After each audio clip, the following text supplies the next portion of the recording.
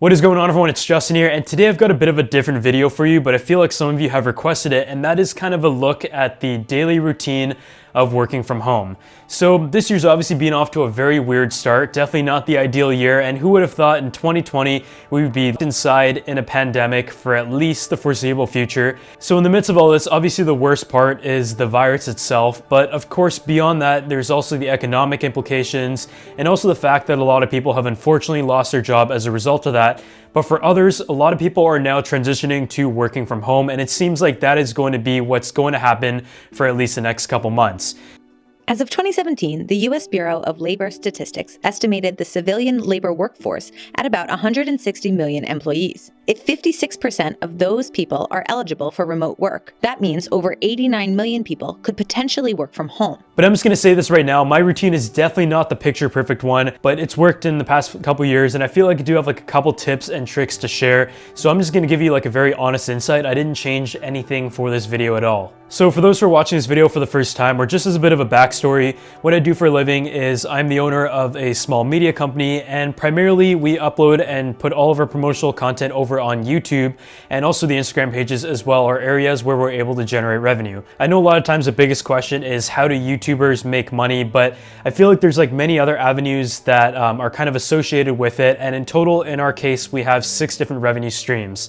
So the primary one is obviously YouTube AdSense. In my case, that is a much smaller chunk of revenue. Sponsorships and collaborations that you see us do with brands are probably the biggest form of revenue, such as Dyson, Samsung, and many other companies over the past few years.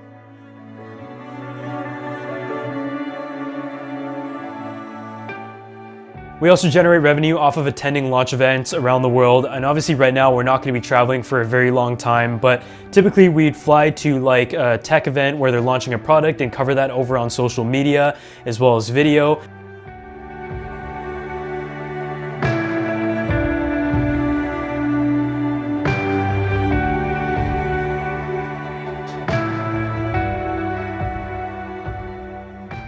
As well as affiliates from like the Amazon links and videos where we get a commission off sales, and also licensing content. So sometimes there might be videos that we produce and the brand might want to use it for like a TV ad or for a web ad, and in that case we're able to charge a licensing fee as well, and also product sales. I started YouTube when I was about 12 and saving up for my very first camera to just start producing some videos. I used to make like maybe 300 of them in each year, finding anything I could or borrowing stuff to film. And over the years, I've been very lucky to continue to do what I love to do, and that is to make videos. On the side, I also do co-own a clothing company, and I haven't officially announced that, but I run it with a business partner, and that company is nowhere near any form of profitability, but it's a project that I'm personally very passionate about, both in terms of like the marketing, business, and also the tangible goods side, but it is posing many challenges. Obviously, I'm very lucky to be able to continue to work from home and produce videos right now, despite the revenues kind of across the board in the industry being extremely low, but we're able to just keep the flow going, try new things, and I feel like right now is just a very good time to try to learn a new skill or a new hobby that you've always wanted to do, but have always had an excuse not to do it. It's very common in everyday life to just be like moving at a pace that is just too fast to keep up with and constantly comparing here and there. So I feel like right now is like a point where the world is essentially completely on pause. But without further ado, here's a look at my day in life as a 22-year-old business owner. So starting at the beginning of the day, I get up around 9 a.m. and I know a lot of people talk about the benefits of waking up at 6 or 7, but I really like my sleep, so I get up around 9 and we start working around 9:30 each morning. The first thing I do when I wake up is grab my phone and just check through Twitter, even though right now it's just a lot of stuff on there. Maybe take a look at some of the emails that may have come in overnight and decide if I want to respond to them right now or until I'm fully awake. But after that, I hop in my shower and get ready. I think one of the biggest things that you want to do when you're working at home is get ready as if you are going to leave the house. And I know right now nobody's really leaving the house, but I do believe one of the common practices that a lot of people have mentioned is that if you get yourself ready and get yourself prepared, you're able to have a much more productive day, especially if you're spending all of your time working in the same place you live. By around 9:15, I'm usually ready to go, and I'll go and grab like a coffee and a quick bite from Starbucks, and Starbucks is actually closed right now, but this video was filmed a couple weeks back. So usually in the mornings, I'll like grab a coffee and just like a small bite, piece of bread or whatever it is. I don't usually eat like a big breakfast or anything, but I just like to sit down with the coffee and go through maybe some of the notes for the next video, finish something up from the day before, get ready to edit a video for export. And every day is like a little bit different. Some days have more of the planning side of things if we're planning to film like maybe around noon or 1 p.m. But on other days, it is just like trying to knock out the last little bits of the edit, like the last 20%, and uploading it, publishing it at around noon. A tip that I have, obviously, for work from home is to just keep your place nice and clean, because if your office is messy, most likely the rest of your house is going to be as well. A couple days a week, usually around the morning, my agent will call and either update with a conference call that we have to attend to kind of hash out the details of an upcoming campaign, discuss some ideas, and also some plans for some episodes and sponsorships that we could work on. Sometimes on the way to coffee, I might have a package I need to ship out, and in this case, it is a giveaway prize. One thing I've been really trying to do though is focus on one thing at a time. I think a lot of times, especially with everything all over the desk, it is easy to kind of jump around and do multiple different things at once. With working at home, it is also very easy to mix together the things that you might have to do in your personal life as well as in your business.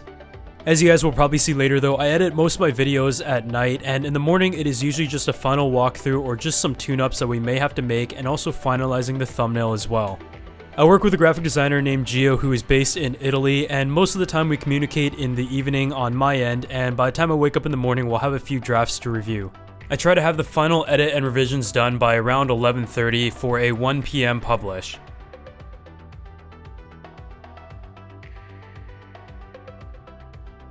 As soon as a video is published, we try to work on the next one or two right away. I think with YouTube especially, and in the tech industry specifically, there's just so many things that are coming up that there is always videos to make, and speed is a huge factor. With a lot of tech products to cover, it is important to kind of organize the notes and try to plan things in advance while also testing the devices and recording our observations. In the grand scheme of things, I would say the content and delivery side is definitely the one that I need the most work in, and I've been trying to improve a lot lately.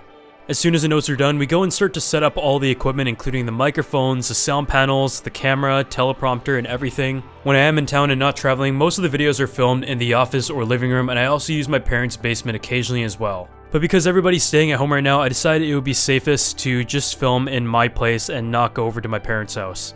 When it comes to some of the software that I use to keep organized and also run the business, the one that I use the most is definitely Apple Notes. Even though it is very basic in functionality, it is like the central hub both for to-do lists and also group notes for different companies and videos. Instead of using an app like Reminders, I also have an active to-do list which has all the things that I have to do in a checklist both for the company and just around the house. It is just fast and easy to always edit, and all the video informations are run through shared notes with all the computers and staff. Here's a look at the everyday software that I use, and for in-house accounting we use QuickBooks just to log everything, but we also have an external accounting firm to manage the corporate finance. If you guys have any recommendations for software, I would love to hear that in the comment section. So in terms of filming a tech video, there is A-roll and B-roll, and A-roll is one that I'm probably the worst at, and that is sitting in front of the camera and having to talk to it, whereas the B-roll is filming a phone up close and just getting some footage to go over the A-roll. The setup and everything takes around 15 to 20 minutes, and the time that we film A-roll might change throughout the different days because of the weather dependence and the lighting. A-roll tends to take between 30 minutes and an hour depending on the length of the video, and I try to pop the cards in right away to back up the footage, import it, and in some cases start cutting the general cut right away. Because we haven't been traveling for a couple months now, we currently have many more videos that are filmed than edited, so throughout the day I'll try to just chip away at it here and there. If you guys are wondering why I'm so bald on the side of my head, it's because I'm probably not going to get a haircut for a couple weeks it seems like, so I just had the barber cut it shorter than usual. Because we film in the office sometimes and that is the same place we work, it is also very important to try to clean it up right away, but also not leave everything just around the house because that is also where I live. Thankfully I have a den in the hallway, so I put all the camera equipment and mic stands in there while I'm not using them. When it comes to the time to eat lunch, it really does change day by day. On some days I might eat at noon, whereas other days it might be 2 or 3 p.m, but I would say 2 p.m. is about the average. I just went grocery shopping lately for some frozen stuff in case we had to stay at home for a long period of time, and even though Uber Eats is a thing, it's usually quick and easy just to eat something from the microwave.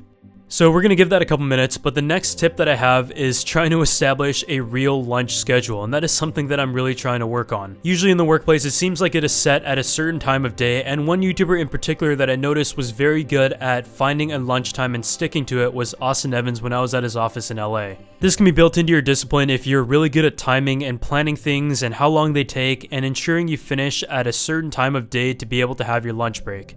In my case though, I just take it to the office and eat it while I'm editing. One thing that I've also really been trying to work on is not eating at my desk and instead eating in the dining room and just focusing on like taking a small break throughout the day, even if it was just like 15 minutes. But I've gotten pretty used to just like sitting in front of the computer and maybe getting some editing at a very slow pace done while I'm eating. After lunch, I try to film some B-roll, and as you can probably see, the setup right now requires the office to be essentially dismantled to try to get this nice clean look and some dimension. In very rare cases, I will record 2 A-rolls in the day, but I really try to not do that. As you guys can probably tell though, throughout the day, the desk gets progressively messier and messier. I mean, you could pretty much say that about the entire office, but the next step is just to try to keep it as clean as possible because at the end of the day, this is still a house. So because we deal with cameras, microphones, and stuff that needs to be powered, the next step is just to make sure everything is plugged in and ready to go for the next day. Try to think of some of the next videos that we have to produce and how we meet the deadlines, and also just have things prepared as much as possible.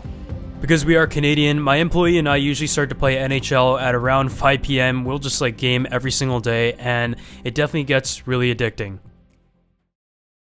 For the first 9 years of YouTube, and in the recent 5 years where the company has been able to generate a profit off content, I was used to doing everything in-house, including emails, accounting, editing, filming, and just every single thing, and it was kind of hard to let go of certain areas, but I found it to be pretty effective so far. So after Trevor leaves work at around 5:30, I'll usually try to just tidy things up and do some general stuff that I usually do in the morning as well until around 6:30 or 7. In a regular world, I would go back to my parents' house and have dinner with them, but nowadays I usually finish up my dinner and this and that at around 8 PM.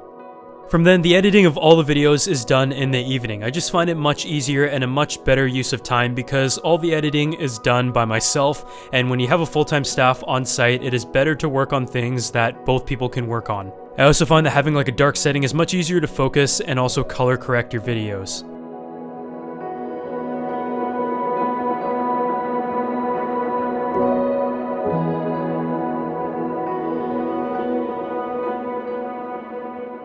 Up until now though, we haven't really talked about another company that I co-own, and that is a clothing company called Dangerfield. This is a project that I joined in on late last year, and as someone who likes fashion and like the general streetwear and stuff, even though I'm not like the dressiest person out there, it has allowed me to apply some of the business skills that I've gained from YouTube and the media side, as well as production skills, over to a tangible goods industry.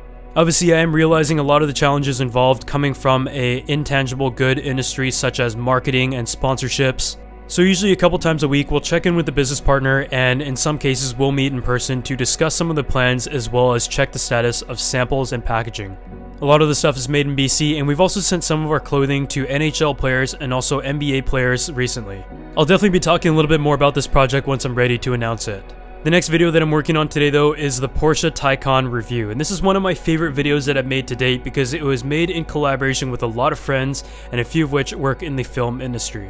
I was in Vancouver at the start of March to film this video, and just compiling all the footage and hundreds of clips all in 6K RAW has been a lot of fun to grade, but it is definitely a very big collaborative effort. So the next thing was to call my friend Keaton, who is editing some of the elements that we're doing in this campaign, and he specializes in car videos and also went on a few trips with us last year. So at this point we were pretty much just like finalizing some of the edits, including color corrections, some speed modifications, the music, and also taking a look at what he has on his side as he uses Premiere Pro and I use Final Cut Pro 10.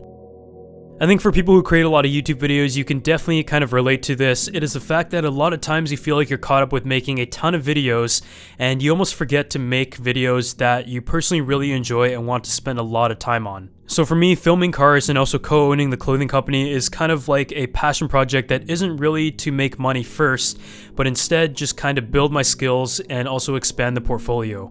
So usually my workday goes until midnight, and I try to go to bed by 1 AM, and I know that might sound a little bit crazy, but because I like what I do, it has almost become a routine that I'm used to and kind of enjoy, or at least something that has become a habit. Obviously, this year is very different in terms of our daily schedule because in the past 2 years, we have been on pace to flying about 100 times to all the tech events around the world. So although I'm very lucky to be able to travel a lot for work, it is something that is very tiring and it does kind of alter the schedule and trying to keep up with the whole video thing a lot. So it is almost kind of nice to be able to establish a consistent and predictable workflow at home right now. Because I am only 22 and I'm very lucky to be able to make a very good living off what I like to do, I really believe that dedicating everything towards trying to build this company and its sustainability moving forward is something that I'm not going to regret. But that pretty much wraps it up for like my super honest day in life of what I do working from home and kind of like the daily schedule of a typical day. And if you guys enjoy videos like this and want to see more lifestyle stuff in the future, make sure you subscribe to the channel and drop a like on this video, and I'll see you all in the next one.